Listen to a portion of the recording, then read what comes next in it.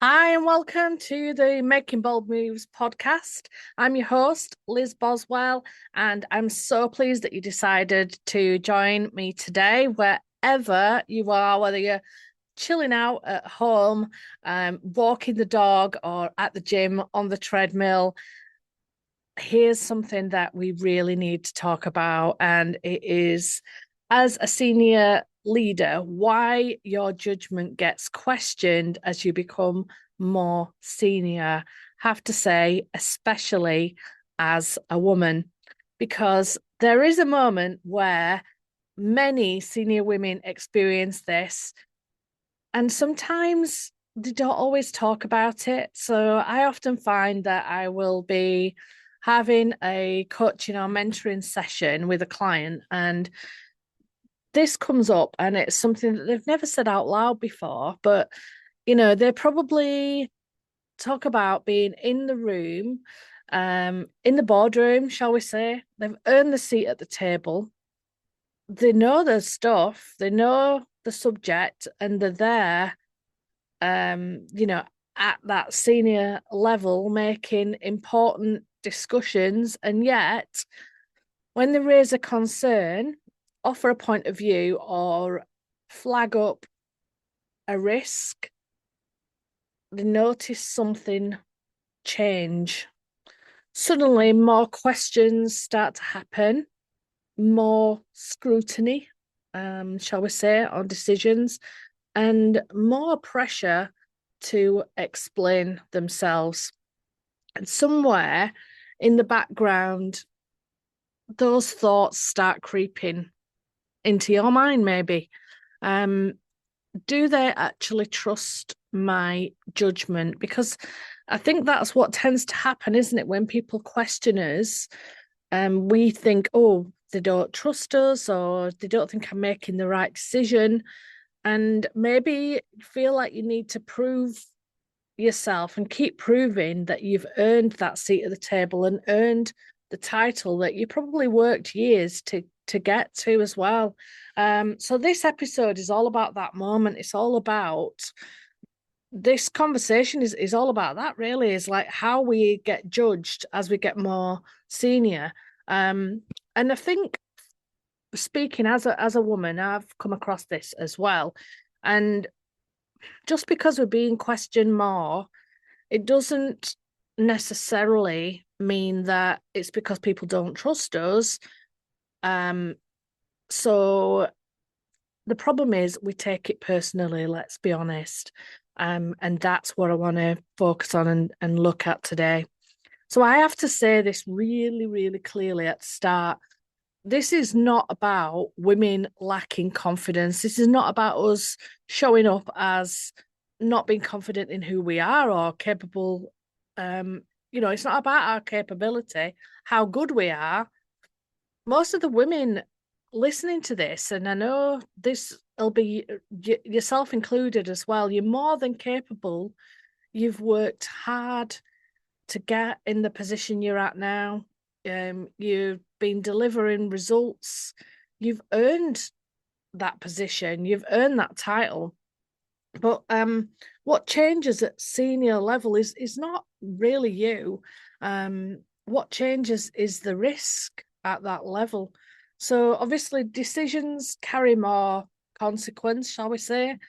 People become a bit more cautious and careful about whose judgment they rely on. And that scrutiny doesn't always get applied evenly, shall we say. Maybe some people trusted more than others. And if you want to learn more about trust, go back and listen to the previous episode where we talk about building relationships. But yeah, focusing on that scrutiny. When women talk to me about being questioned and feeling questioned, they're often reacting to something. And it's not about ego, it's not about thinking, how very dare you. It's a very real sense of feeling like they need to constantly justify their authority. And that can become quite draining. So it does get a little bit complicated, I think, because some of that questioning is legitimate and it has to be at senior level, obviously. Things have to be scrutinized. The stakes are higher. Consequences of decisions being made are a lot broader, and more strategy has to be thought about. Other people have to be thought about, and the margin for error becomes smaller, I suppose, as well. So people, of course, should be testing thinking, and we should be challenging each other. But where the tension comes in is when questioning crosses from that healthy questioning, challenging, into persistent doubt, and where it's like every single thing we say is challenged or questioned, and it starts to erode that trust between a senior team rather than building the trust by scrutinizing each other's decisions. And it's where many people can get stuck, not just women, but I've worked with men as well who've come across the same. And the thing is, when that doubt starts to creep in, we change how we respond, because we start over explaining, like, oh, well, let me explain my decision, let me explain what I mean by that. And so then people see that as wasting time, get to the point, or we provide more data than necessary. So I know I've done this myself as well. It's like spending more time preparing, going into more detail, and like looking for evidence because we know we're going to be asked about it. Or we might start talking faster because we think, oh, well, they're not going to give me a chance to say this, so I'll just say it even faster than ever. But then speaking faster creates that sense of urgency in us. It makes us feel anxious, and it shows up to other people as anxiety as well. So that's not good.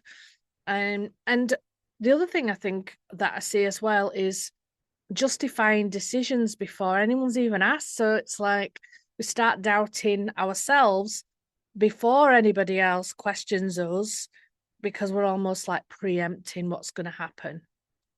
And that's where the challenge lies, really. And obviously, this can make things even worse. It doesn't help, does it? So one of the biggest misunderstandings at senior level that I've seen is that building trust isn't about necessarily being right. More often, it's built by being open to that challenge, being open to that questioning, and not being too defensive about it. So people are watching. Do you listen before you're responding? Do you acknowledge that uncertainty without wobbling? You might be confident in that uncertainty. Well, you know what? I'm not 100% on this. I'm still thinking it through. But can I think it out loud? And maybe you can add your thoughts as well. Are you staying steady when you're challenged as well? I think that's a lot of the time, is like when people do challenge you, how do you respond? Body language, your voice, things like that. And do you change your view thoughtfully, or are you doing it defensively? So the case of, I'd not thought about that. Okay, let's explore it, as opposed to, oh, well, if that's what you think, then okay, we'll do that. So there's a difference there, isn't there? And these moments can matter more than answering flawlessly, so that preparation doesn't always matter. What matters more for women is the unspoken question that can sometimes be, well, does she really know what she's doing? Has she really earned her place here? And it's uncomfortable to say that out loud, because, we're all trying, aren't we, to get more senior women in the boardroom and more women at senior level.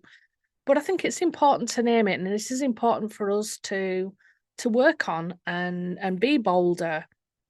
And so here's the insight that I want to offer then, as a mentor in leadership. Then trust isn't built by explaining harder or spending more time explaining ourselves. We're building it by making judgment and holding our judgment calmly. So let me just share what this might look like. Okay, so it might be pausing before we respond to a challenge. So that's the difference between reacting and responding. Saying less, not more. So we don't need to always be giving our opinion. We don't need to always be contributing. We can say less, not more. Another one might be clarifying a question instead of defending it. So if someone challenges you to actually just ask a question back, okay, that's interesting. They should say that. Can you explain more? Can you tell me more about what you mean? And have a dialogue, letting our thinking breathe as well beforehand, rather than rushing to justify it. Let it breathe. Because confidence at senior level is not necessarily about being louder, it's about being calmer. And when our presence is settled, people stop testing you in the same way. They'll stop asking you to justify your judgment in the same way.